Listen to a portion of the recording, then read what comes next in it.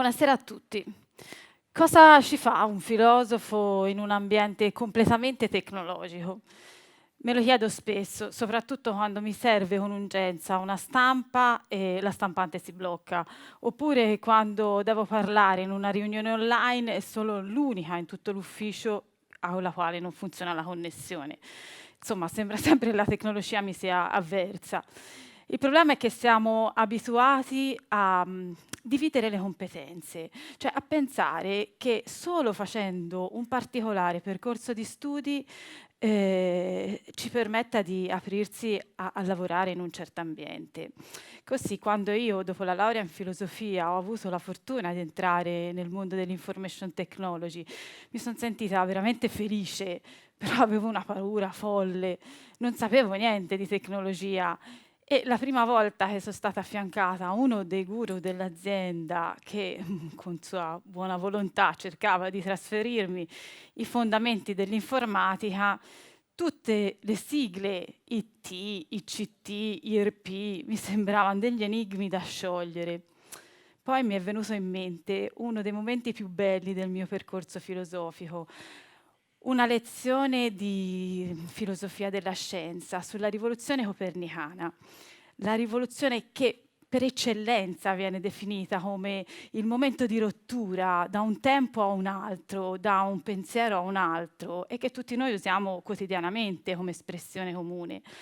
Cosa ti combina Copernico per avvalorare il suo eliocentrismo? Chiama in causa Ermete Trismegisto. Ermete Trismegisto è una figura mitologica che gli alchimisti avevano preso come simbolo, tanto quasi da farlo diventare una figura reale. Ecco, Copernico, nel suo elogio al Sole, chiama in causa una citazione, cioè per avvalorare il suo eliocentrismo, chiama in causa una citazione di Ermete Trismegisto. Quindi si fa un po' un autogol, prendendo, diciamo, a valore della sua teoria prettamente scientifica contro i dogmi, una componente di pensiero e filosofica completamente all'opposto. Questo di fatto ci fa pensare una cosa, che l'uomo non è mai solo né tecnologico, né razionale, né scientifico, ma è meravigliosamente complesso, che è frutto del suo tempo e di tutte le influenze che nel tempo si trovano. E quindi questa meravigliosa complessità è forse la cosa più preziosa, cioè la sfida da proteggere che noi dobbiamo avere tutti i giorni. E è veramente la rivoluzione che l'innovazione deve portare.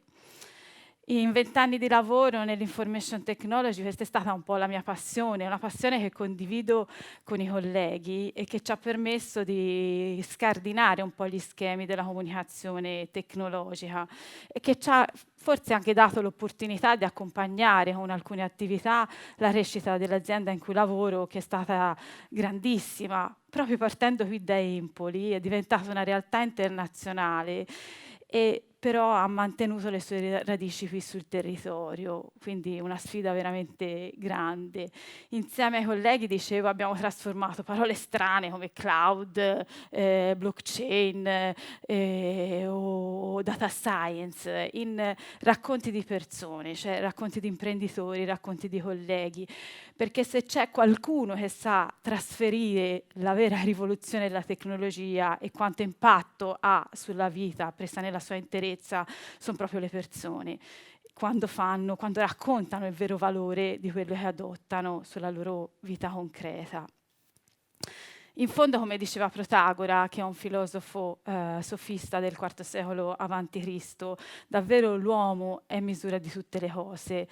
E diciamo che questa è proprio una visione umanistica ante litteram, ma che è veramente contemporanea, perché oggi il digitale è in funzione di tutti noi, della nostra vita e della nostra esistenza. E poi se ci pensiamo, digitale deriva da digitum, cioè da dito, e quindi da un'unità di misura veramente umana. E se ci rivolgiamo indietro nell'ultimo anno e mezzo, vediamo quanto il digitale sia stata la misura della nostra vita, quando durante la pandemia tutti gli schemi si sono rotti delle nostre abitudini, tutto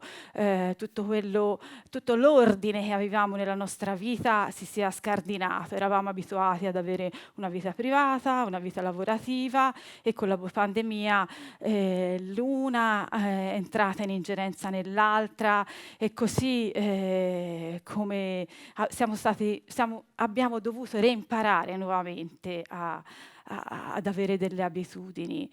Heidegger sosteneva che l'uomo è veramente tale solo quando viene gettato in un luogo di cui non conosce niente, e a vivere una vita di cui non conosce le leggi. Ecco, per noi la pandemia è stata veramente il luogo sconosciuto. Oltre ad imparare nomi di tutti i familiari dei colleghi, oppure degli animali domestici di tutti i colleghi, veramente ci siamo dovuti rendere conto che tutte le caselle in cui noi individuiamo le varie parti le varie aree della nostra vita non sono mai state così separate. E quindi questa meravigliosa complessità dell'uomo, in cui l'area entra nell'area dell'altra, andava di nuovo protetta, di nuovo conservata. Il digitale è stato lo strumento che non solo è stato lo specchio di questa estrema complessità e di questo disordine, ma è stato l'unico strumento per garantire la complessità dell'uomo.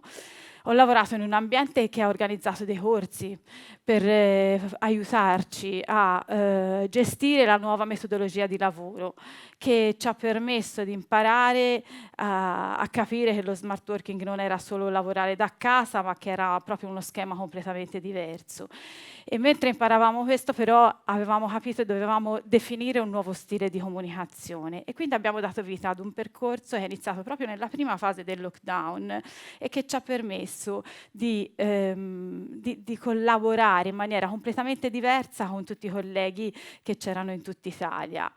E il diverso è stato mettere al centro le passioni e la nostra creatività come base di tutto il lavoro, perché se ci mettiamo in gioco completamente in ogni momento della nostra vita, ecco, le passioni sono davvero la linfa vitale che va nutrita, e soprattutto se si lavora in un ambiente tecnologico. Quindi proteggere la complessità e la varietà dell'uomo ci porta anche a pensare un altro aspetto, che bisogna proteggere anche la differenza che ciascun uomo porta avanti. Draghi poche settimane fa ci ha parlato di questo, della differenza, parlando del piano del PNRR.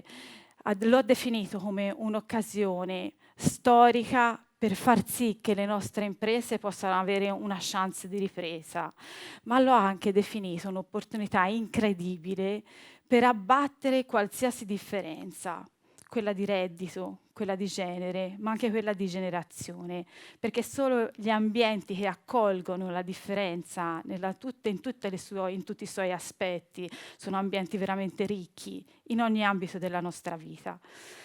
Come donna, chiaramente la differenza che mi sta più a cuore, o forse che sento di più, è quella della differenza di genere, soprattutto perché noi dobbiamo, diciamo, lottare tante volte di più degli uomini per ottenere le pari opportunità, e soprattutto perché lavorando in un ambiente come quello dell'information technology, che è prettamente maschile, è ancora più complesso. Se si pensa solo che le donne nel nostro ambiente si attestano circa al 25-30%, si può capire come la parità di genere nel nostro ambito di lavoro sia ancora difficile da raggiungere.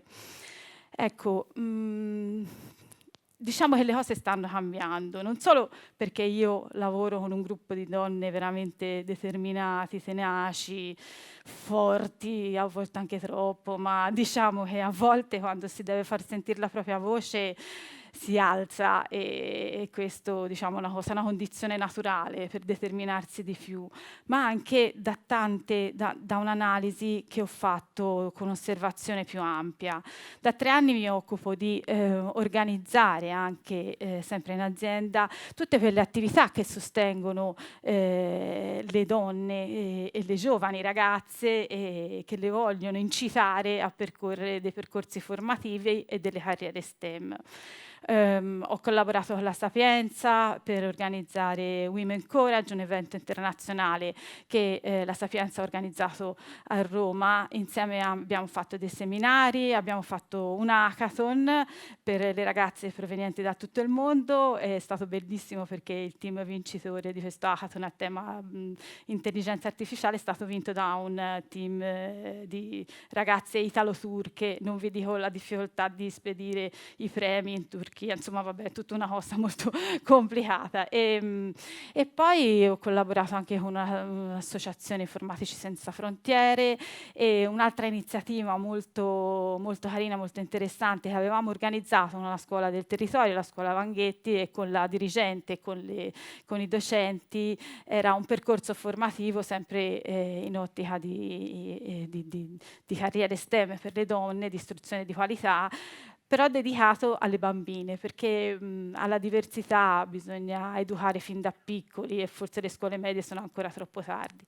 Diciamo che però la bella notizia dell'anno è arrivata per noi durante la nostra convention, perché da 6 anni organizziamo un hackathon a tema che è aperto a tutti i ragazzi delle scuole, delle università in tutta Italia, e se nella prima edizione c'era una sparuta donna, quest'anno invece la presenza femminile era pari al 50%.